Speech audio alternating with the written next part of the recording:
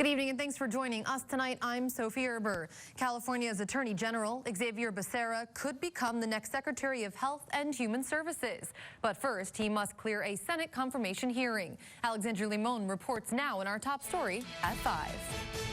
California's Attorney General Xavier Becerra told senators that if confirmed as Secretary of Health and Human Services, he will push for strong federal leadership to fight COVID-19. The COVID pandemic has killed 500,000 Americans, many of them alone without their families. Millions more have lost their jobs in healthcare. That is not the America my parents would believe possible. California Senator Alex Padilla says, as the son of immigrants who grew up in a working-class home, Becerra is the right person for the job. These communities are hurting and dying at alarming rates, and they desperately need someone who knows these communities to their core. Democrats say Becerra's work to strengthen women's reproductive rights and the Affordable Care Act has prepared him to lead the Department of Health and Human Services. But that's precisely why some Republican senators are hesitant to support him. Not only have you supported the major expansion of the Affordable Care Act, you've also been an advocate for more government interference between Americans and their doctors. During your time in Congress, you supported Medicare for all. Will you commit to not using taxpayer money to fund abortions and abortion providers? We will definitely follow the law when it comes to the use of federal resources. If confirmed, Becerra will be the first Hispanic to lead HHS. In Washington, Alexandra Limon, KCAU 9 News. Meanwhile, the U.S. Senate has confirmed Tom Vilsack to his appointment as Agriculture Secretary in the Biden administration. The vote tally came in at 92-7. Bernie Sanders, a Democrat, voting no, becoming the first Democrat to vote against a Biden cabinet nominee. The former Iowa governor spent 8 years leading that same department for former President Barack Obama. In his testimony, Vilsack heavily endorsed boosting climate-friendly agricultural industries, such as the creation of biofuels, saying, quote, agriculture is one of our first and best ways to get some wins in this climate area, end quote. Meanwhile, South Dakota House lawmakers have begun impeachment proceedings against the state's attorney general. He is facing misdemeanor charges for striking and killing a man with his car. Republican lawmakers on Tuesday introducing a resolution in the House to impeach Jason Ravensburg. He has been indicted and will not resign. It will require a simple majority to advance this impeachment charge to the Senate. There, it would then require 2/3 of senators to convict and remove him from office. Shortly before the impeachment resolution was officially filed, Governor Kristi Noem joined the chorus of people calling for him to voluntarily step down. Noem saying, quote, now that the investigation has closed and charges have been filed, I believe the Attorney General should resign, end quote. The mayor of Armstrong, Iowa, has resigned. He is one of several town officials charged with multiple felonies in an embezzlement case. A report shows Mayor Greg Boom submitted his written resignation Monday night at the city council meeting. In addition to the embezzlement, Boom is also charged with misusing a saw from the town's volunteer fire department to benefit his own private carpentry business. If you'd like, you can catch up on all the details on this ongoing case and investigation. It's posted on our website right now at SiouxandProud.com. The Biden administration reversed the Trump-era naturalization test back to the 2008 version after, you might remember, it was changed last year. For the past decade, people seeking naturalization would be required to take a civics test that asked 10 questions from a bank of 100. They would have to get 6 correct in order to pass. But in December of 2020, the Trump administration introduced changes to that test, which doubled the number of needed questions to pass. I know that the reason they reverted back to the 2008 version of the test is because there was pushback and public comment as far as there just wasn't a lot of notice given. It was implemented really quickly. And coming up tonight at 6, KCAU 9 News reporter Lydia Vasquez explains how this test is different and also how it's affecting some Siouxlanders who are currently seeking their citizenship. Medals of honor given to soldiers who fought in the Wounded Knee massacre could be taken back. A resolution to open an inquiry into doing so passed in the South Dakota Senate. In the resolution, Congress is urged to launch an investigation into the medals out for that battle. Now, Congress has the authority if they like to rescind those medals. A bipartisan group of state lawmakers advocating for both Native American tribes and military veterans say their action would give momentum to a years-long effort to rescind medals of honor. 20 soldiers of the 7th Cavalry Regiment were given those medals. That was for their participation in the December 29, 1890 massacre on South Dakota's Pine Ridge Reservation that is near Wounded Knee Creek. Siouxland District Health will be holding a vaccination clinic tomorrow. That's February 24th. If you were unable to book an appointment, registration for the next clinic is opening soon, so good news there. The clinic will be held on March 2nd. Now, it's important to note, appointments will only be available to Woodbury County residents that are 65 years of age or older. Beginning this Thursday at 3 p.m., people can reserve their spot either on the health department's website or they can call over the phone. The number to call is on your screen, 712-234-3922. If you missed any of this information, we have it all on our website right now, SiouxlandProud.com. While temperatures dropped across the country, wholesale natural gas prices began to rise. Usually, natural gas is pre-purchased for a set price. However, due to the unusual amount of snow that fell in the state of Texas, and then the 2 weeks consisting of below zero temperatures here, Siouxland cities were purchasing their natural gas at $2 per unit before and are now having to purchase it at $200 per unit, which will ultimately affect your utility bill. Coming up tonight at 6 and at 10, you'll hear from a local utility company, and we'll be learning more about why these prices have spiked. And it's time tonight for our first check on the weather. Meteorologist Marcus Beasley standing by. Marcus, I'll say what a difference a week makes. I can remember this time last week and we were still freezing, below freezing. And today, again, more melting taking place. That's right. A week ago, we had temperatures below zero for highs. So much different here today as high temperatures for much of Siouxland reaching up into the 40s and 50s. 44 for your high temperature in Sioux City today, 50 in Wayne, 53 in Norfolk, 59 in Yankton, as well as out west in O'Neill. 39 degrees, though, in Storm Lake, 43 in Cherokee and Lamar, so a little bit cooler to the east, but still all throughout Siouxland temperatures much warmer compared to a week ago. Forecast lows tonight, they'll drop down into the upper 20s, so a cold night ahead. It does look like we'll continue to see some breezy conditions tonight. But tomorrow, more sunshine and more warm temperatures, at least for this time of year. I'll have more details on all of that in the 9 on 9. Sophie? All right, thanks, Marcus. Nonprofits often help out their local communities, but have you heard of a nonprofit that helps out other nonprofits? Meet the Needs Siouxland does just that by assisting organizations to get the materials they need to better serve the Siouxland area. People interested in donating can easily find requested items online. You can learn how Meet the Need is helping the gospel mission specifically in this digital exclusive story. It's on our website right now at SiouxlandProud.com or our free mobile news app.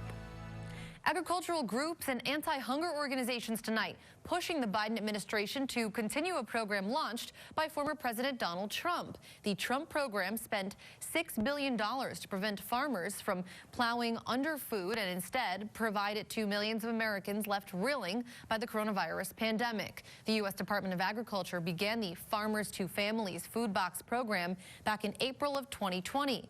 This, of course, after many people were shocked to see farmers destroying crops, even as food banks were being overwhelmed by demand from people suddenly out of work. Now, if the USDA extends this program, it will be a rare example of a new administration retaining rather than dismantling a Trump initiative. While some medical conditions have gone unnoticed since the start of the pandemic, experts say they're seeing an increase in people seeking help now with eating disorders. We transitioned from totally in-person services across the state to pretty much totally telehealth services across the state in a matter of days. And that has been hugely helpful to Iowans from all parts of the state because they don't have to live close to an eating disorder provider anymore. National surveys show that 30 million Americans will struggle with an eating disorder at some point during their lifetime, but many will not seek out help because it might not look like they have an eating disorder.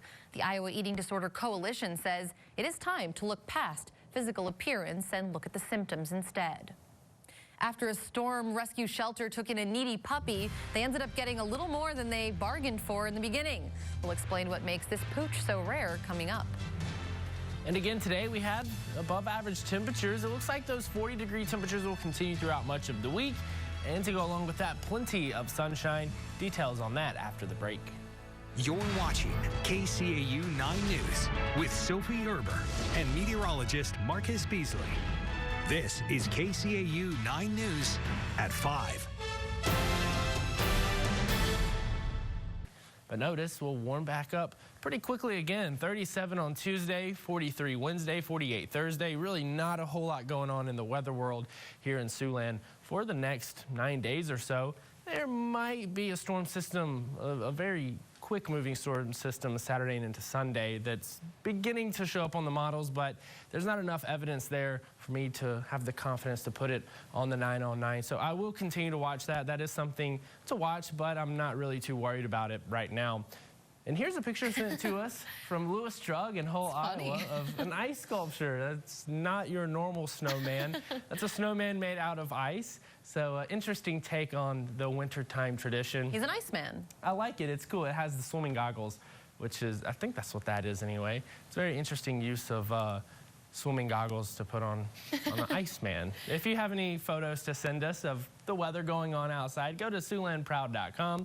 Click on the weather tab and drop down to send us your photos to upload some pictures to our online database, and we'll use some of them on air. We should ask him to send us a follow-up, because with these temperatures that you just told us about, that Iceman's going to be a puddle, which would be kind of funny with the goggles. I would not be surprised if that Iceman is no longer existing. Already gone. All right, thanks a lot, Marcus. Well, heart health is important for anyone at any age, and being aware of heart problems in your family is a top priority. How one woman learned that the hard way, coming up. But first, she's the first dog with 6 legs to be born alive, and she's beating the odds every day. How veterinarians are caring for her unique situation next. They served with courage and honor, and now we're sharing their stories. Join us each week as veterans talk with us about their experiences in the military. We're getting an inside look at their strength and motivation. Veterans Voices, tonight during KCAU 9 News at 10. Meet Skipper. She's a newborn Aussie Border Collie mix. Pretty cool, but she's really a whole lot more, as you'll find out. ABC's Will Gens has the details. Dr. Tina Neal and the staff at Neal Veterinary Hospital thought they'd seen it all. We're 24/7. We've never closed in over 20 years. Even when this week's massive winter storm slammed the area around their Oklahoma City location. 25 employees staying at the hospital for 72 hours straight. And when the storm finally passed, in came Skipper. She's a healthy and hungry newborn Aussie Border Collie mix. I mean, she just acts like a normal puppy. It's amazing. Who just happens to have 6 legs. She has duplicate organs from basically her waist down, and they all seem to be functioning. Skipper was rejected by her mama, which is how she wound up with Dr. Neal. This is the first puppy like this that they know of that was born alive. A miracle. Skipper's a miracle. Yes. Right. Some self-professed experts chiming in on Facebook. Some animals should not be saved. This animal should be put down. It's horrible. I just cannot believe anybody would say that. But they're wrong. Skipper's already learned to climb out of bed and is a healthy weight for her age. She acts like a strong, healthy puppy. So we want to give her the chance. What does that make you feel like as a veterinarian, as a person, to see this miracle dog, coming into your animal hospital? Oh, it makes me really happy because she's so strong. It's kind of like the underdog, you're rooting for her. But no pupper pity party here. While her 8 brothers and sisters eat together, Skipper is more than happy to be bottle fed. Yeah, she's eating for 1.5. So. Remarkable images there. Well, a heart attack survivor is tonight sharing her story, and she's hoping to educate others about heart health so they don't experience one too. How she's doing it next. Heart disease is the leading cause of death for both men and women in the United States. One Alabama woman is now sharing her story of surviving a heart attack in hopes it will change those statistics. It never occurred to Sharon Simmons that she might have a heart attack until she was having one. Fear came all over me, and my thought process was, how could this happen? Before that, it didn't make sense. She knew she was healthy, and the only heart problems in her family were among men. So when the telltale signs arose, she brushed them off.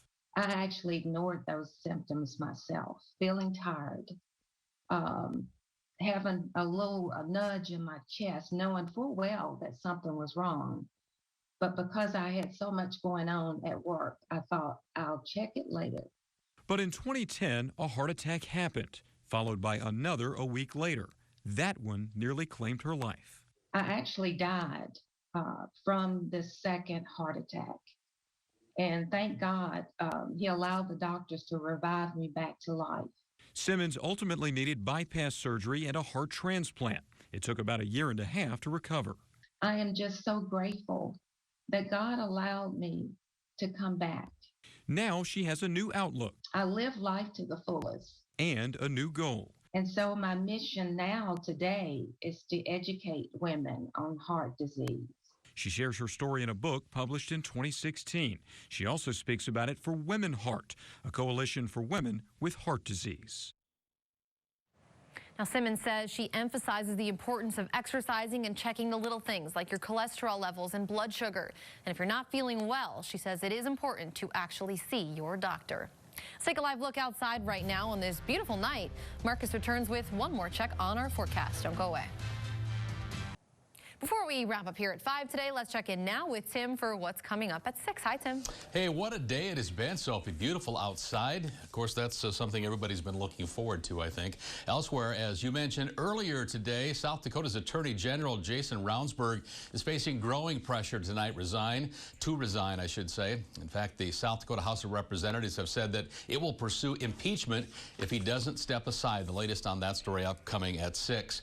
Elsewhere tonight, the test used when naturalizing new U.S. citizens is being changed. The Biden administration is rolling back the clock to a test used in 2008. What the change means for those seeking citizenship and why the change is being made in the first place. That's all tonight. And girls are set to participate in this year's South Dakota State Wrestling Championships.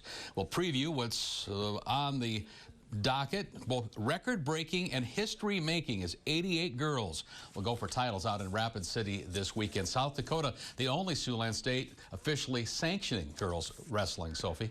Impressive. I know it's growing in popularity. Pretty interesting. Thanks a lot, Tim. And also interesting, we now have beautiful weather overnight, right? Yeah, it looks like we'll continue to see the nice weather tomorrow as well. I like the way that sounds. Thanks, Marcus. Thank you for joining us. We hope you join us at 6. Good night.